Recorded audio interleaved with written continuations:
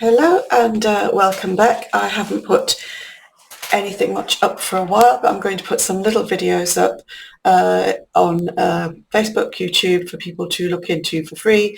I'm going to do the little things that people often ask me for in class.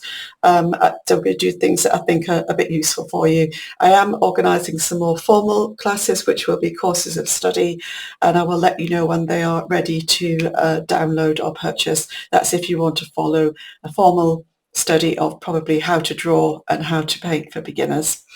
But these little things I'm often asked for about materials, or maybe specifically how we use certain materials. There's so much stuff on the market when you start to do art that it can be a little bit confusing. I'm just going to show you today these watercolour pencils that I often get asked about when we do watercolour class. So these are Derwent, and I've got boxes, but you can get them singly. So I just take one out here and they have watercolour written on them. That's what you want to look for. This is Derwent is the manufacturer, but they come in different manufacturers, so you don't have to have Derwent.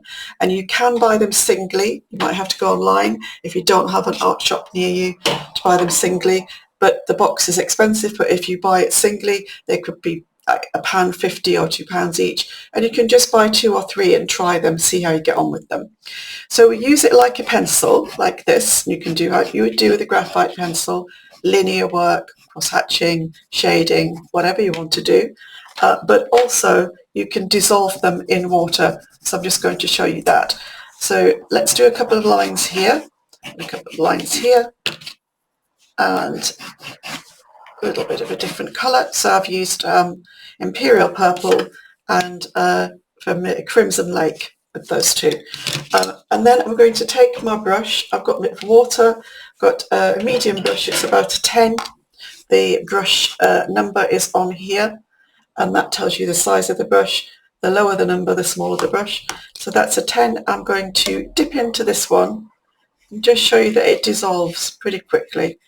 But I've still got some of the linear effect, but I can dissolve that, get the colour off it.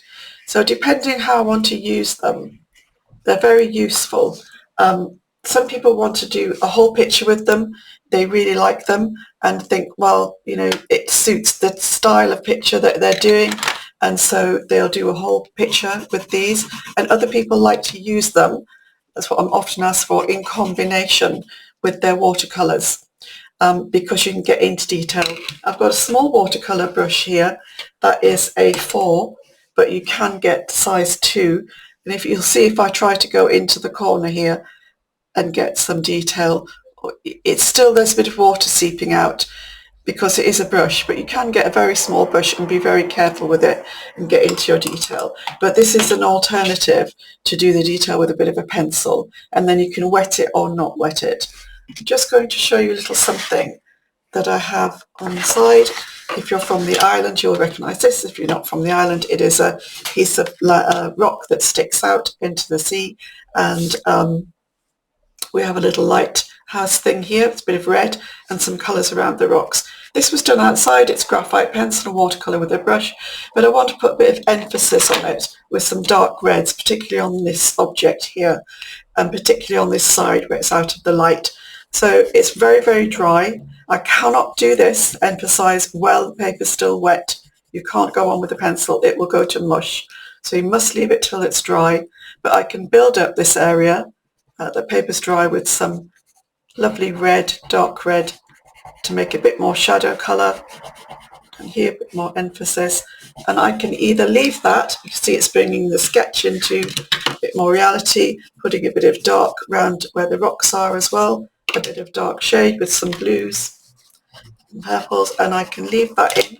But if I want to make a bit more of it, I can go in with the brush. So I'm going in with the brush now. I'm wetting the little detail amount that I put on there with pencil, and I wet this as well, and you can see it immediately acts on it and brings it.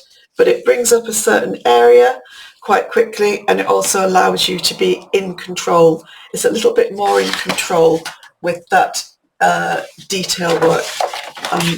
This one lends itself a little bit to, that is a lovely church door. I love church doors, any kind of old building. If you want to do buildings but you don't want to be overwhelmed,